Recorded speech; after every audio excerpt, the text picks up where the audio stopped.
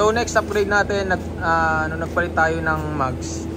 Yan, kita nyo medyo labas siya. So pag umuulan, madumili lagi yung side. So bumili ako ng mudguard na mas malaki.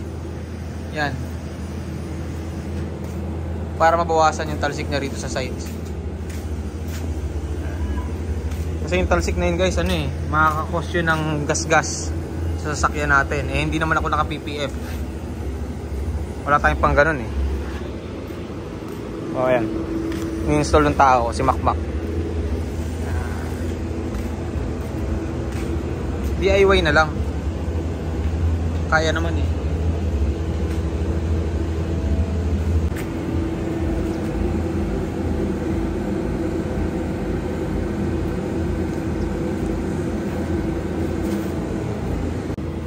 Nga pala, nagpalit ako ng mags. Ang pinalit natin ay XF. Yan, off-road. Size 18. Yan. Pero ang aking goma is BF Goodrich pa rin. Na 285 65 R18. Yan guys.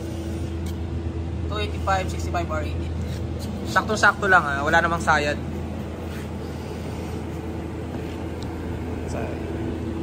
Makita nyo kung gano'n siya kalabas.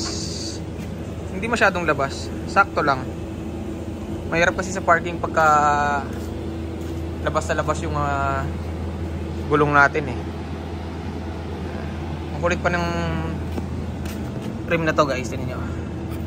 Oh, diba? Umiikot. Lagi siya nakababa. Ayan.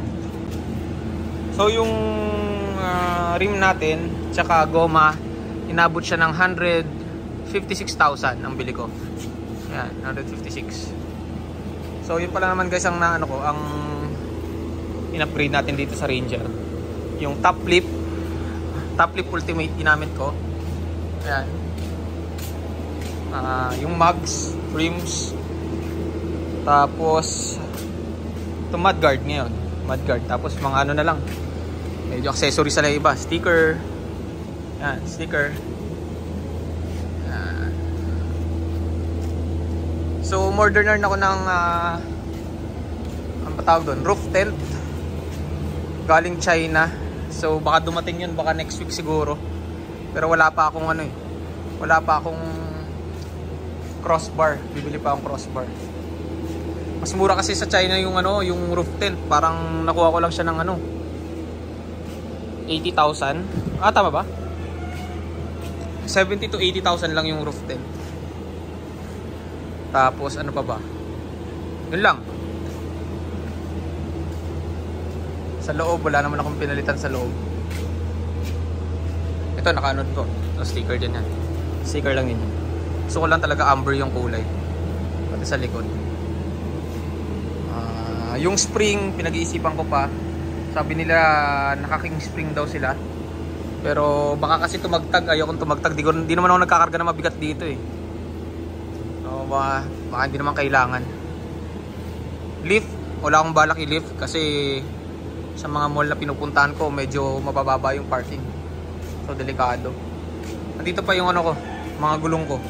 Kukunin niya next week nung kaklase ko. Yan. Bagong-bago yan.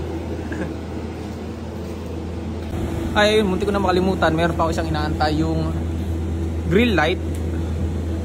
Gusto ko kasi tatlo, wala akong makita. Gusto ko yung dito Diyan sa tatlong yan. Kung meron man. Ang nakikita ko kasi, 4 dito nilalagay. Ayoko ng 4, gusto ko 3 lang.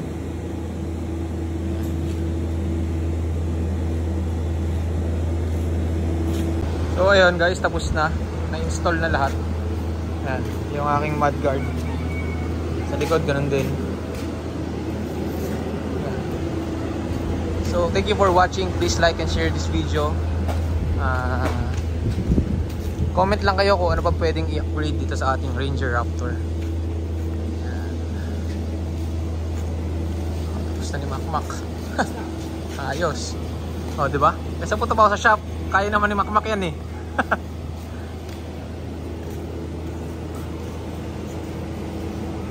Ganda. Ayos. Diba? So yun, thank you guys.